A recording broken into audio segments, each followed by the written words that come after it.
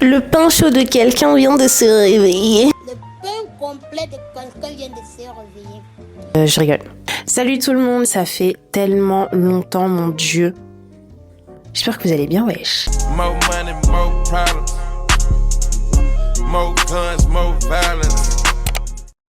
Comme vous avez pu le voir dans le titre, aujourd'hui on se retrouve pour un life update où je vais vous parler un petit peu de comment est-ce que je me sens depuis le début de l'année. Je sais pas si vous êtes comme moi un petit peu, mais genre moi, janvier et février, pour moi c'est un peu des mois morts genre. Donc du coup t'as genre mars, avril, mai, juin, c'est genre une deuxième partie de l'année. Puis après, t'as genre juillet, août qui est une troisième partie de l'année. Et puis t'as genre de septembre à décembre qui est une toute autre partie de l'année. On va essayer de rapidement passer en revue les 3 premiers mois pour essayer de se rappeler un petit peu de tout ce qui s'est passé. En fin janvier, juste après l'anniversaire de mon daron, je suis partie du coup à Paris. J'ai vu les copains, ça m'a grave fait du bien. Et quand je suis rentrée, j'étais grave en mode go reprendre le sport, go recommencer à mieux manger, go reprendre de bonnes habitudes. Je me suis fixé trop de nouvelles habitudes en un coup. Donc j'ai passé tout le mois de janvier jusque genre en vrai limite début février, un mois où j'ai littéralement rien foutu. Mais vous savez quoi, je ne culpabilise pas parce qu'en fait y a pas le feu au lac. J'avais rien à faire en fait. Des fois c'est ok de rien faire. Alors février pas ouf. J'ai eu mon premier gourmand. J'ai envoyé un message à Nana, j'en ai parlé à Lisa, j'en ai parlé à Antoine, tout le monde était en mode. Éteins la lumière s'il te plaît, éteins la lumière. Je me suis cassé avec ta part déjeuner, c'est bon. En fait, c'est un peu gênant parce qu'en fait, le truc, c'est que j'ai eu un gourmand par rapport à un mec dont je ne parle jamais.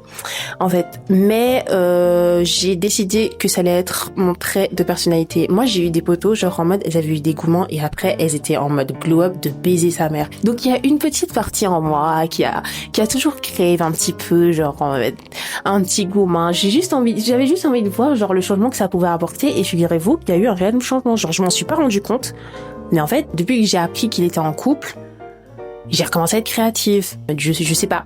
Pour ceux qui me suivent pas sur TikTok, moi je suis dans mon era make-up grunge, genre c'est ma passion du moment. Des trucs que j'ai pas l'habitude de faire, sortir un petit peu de ma zone de confort, c'est un truc qui mentalement me fait un bien fou.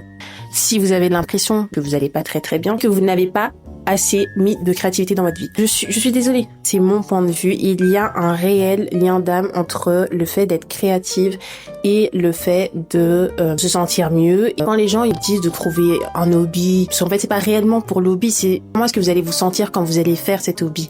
Est-ce que vous allez vous sentir bien? Est-ce que sur le long terme ça peut être bénéfique? Et moi ma réponse, oui. Mais pour revenir à ce que je disais, je vais un petit peu vous parler de mon gourmand. Les choses que je me suis dites pendant ma semaine de gourmand qui m'ont permis de genre passer à autre chose. La love story de Naoki, je vous dresse le portrait, c'est qu'elle a été en couple, genre en vrai, elle était mineure. Donc voilà. En fait, genre je l'aimais, hein, mais j'étais pas genre amoureuse, c'est-à-dire que genre en mode je savais que j'allais pas finir ma vie avec lui, genre en mode à cette époque-là, si tu me demandais ouais tu vas finir ta vie avec lui, je te disais non. Genre en mode et c'est évident. Non mais pourquoi t'es en couple avec lui? Bah parce qu'il faut enjoy, il faut manger de la vie maman. La relation elle s'est finie genre en mode j'avais 17 ans, Dieu merci. Et hyper drôle, il avait plein d'autres qualités etc. Mais le fait qu'il me plaise pas physiquement et le fait que ce soit également une grosse connasse, bah ça fait que genre en mode moi, tous les mecs que j'ai fréquentés après ma première relation, bah j'ai prenais pas au sérieux. Genre en mode j'ai prenais trop à la rigolade etc. Et ça m'a toujours sauvée parce qu'en vrai je me suis évité, je pense, pas mal d'emmerdes. Je vous ai dressé un petit peu le personnage pour que vous compreniez à quel point j'étais grave dans un truc aussi. Étant donné que c'est pas genre en mode un red flag de baiser sa mère et que lui n'était pas une connasse, bah je pense que genre j'ai un peu genre idéalisé un petit peu genre déjà le personnage et la potentielle relation. Donc c'est pour ça que j'ai laissé sous le coude. Genre consciemment, j'étais juste en mode ah vas-y, je l'ai mis sous le coude, tu vois, genre en mode Bélec un jour je lui envoie un petit message, tu vois, on sait jamais, tu vois. Mais j'avais pas genre réalisé qu'il y avait toute cette idéalisation. Donc en vrai, j'ai appris qu'il était en couple, ça m'a fait tout drôle. J'étais pas dans la réflexion, genre je viens d'avoir l'information, j'étais choquée, j'étais bloquée, j'étais en mode mais what the fuck, genre en mode comment ça il gère de la meuf. Genre en mode comment ça il tire de la meuf. C'est mon chouchou, c'est mon bébé en fait. Genre en mode il peut pas. Malheureusement si. En vrai, j'espère qu'il est heureux dans sa relation, mais franchement ça m'a fait grave drôle parce que je me suis dit mais ouais, tu peux pas faire ça avec les gens. Genre en mode tu veux pas genre en mode développer des mécanismes de défense qui vont empêcher justement la création d'une relation saine. Puis ensuite toi garder la personne sous le coude en mode quoi alors en mode ouais, j'avais l'impression que c'était irrationnel parce que c'était à base de Je vous fais le truc un peu en mode. La relation avec sa nouvelle meuf, ça se fait, elle est éclatée. Non, je pense pas, non, désolé. Il a un minimum et tout, genre, c'est pas son genre à se mettre dans des relations s'il sait que ça va être foiré. Sinon, tu peux lui envoyer un message. Je vais pas lui envoyer un message, j'ai envie de me mettre en couple avec lui. J'avais vraiment le cul entre deux chaises. À la fois, genre, j'avais pas envie de lui envoyer un message parce que, genre, j'ai pas envie de me mettre avec lui et je n'ai pas ce complexe de je suis la seule. J'ai pas ce complexe-là. Genre, j'ai pas le complexe de me dire que, genre, en mode, je suis la seule. C'est sûr que, genre, en mode une relation comme il a eu avec moi, il aura certainement pas avec d'autres meufs, etc. Peut-être que c'est le cas. Peut-être que c'est le cas. Mais moi, personnellement, genre, je me place pas comme ça. You're not that special. Genre, en mode, t'es, genre, spécial à ton niveau. C'est pareil pour les autres humains dehors. Donc du coup, c'est très compliqué aussi pour moi de mettre ce goumin en mode mute pour genre en mode me focaliser sur autre chose. En fait, il fallait que genre vraiment, j'y réfléchisse à qu'est-ce qui donne pas envie d'envoyer un message, mais à la fois qu'est-ce qui fait que genre en mode là, ça te laisse un goût amer, genre en mode. Et en vrai de vrai, j'ai toujours pas la réponse. T'es pas amoureuse de ce mec-là, hein, genre en mode, c'est un chouette gars, il a là les qualités. Je pense pas que je sois la femme de sa vie, tu vois ce que je veux dire, genre. C'est ça qui m'a permis de genre juste passer à autre chose, etc., tu vois. Mais après, genre un goumin, les gens ils sont vraiment forts, genre les gens ils enchaînent les bords, ils enchaînent les relations de couple. Des fois des fois. Vous voyez la banane que vous avez vue quand j'ai lancé la vidéo, c'est parce qu'il n'y a pas d'homme dans ma vie, genre en mode, enfin, si ce n'est que mon père et mes frères. C'était très très bizarre, c'était très nouveau pour moi, donc franchement, si vous avez des conseils de comment, bon, peut-être pas pour moi, parce que franchement, vu le goût amer que ça m'a laissé, je ne prévois pas de... C'est pas que je prévois pas de fréquenter de mecs, il faut pas forcer, tu vois, dans la vie, mais je prévois pas de placer des espoirs relationnels comme ça dans ma vie, genre je peux pas.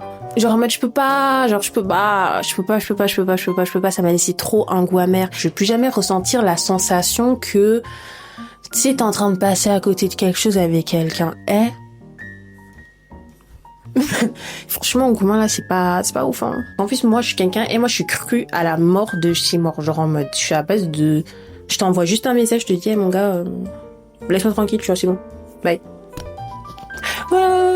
J'ai pas envie d'en parler, genre en mode tu m'as saoulé, bye. Et puis genre en général on croit que c'est impulsif, etc. Puis après on découvre qu'en fait j'étais vraiment sérieuse.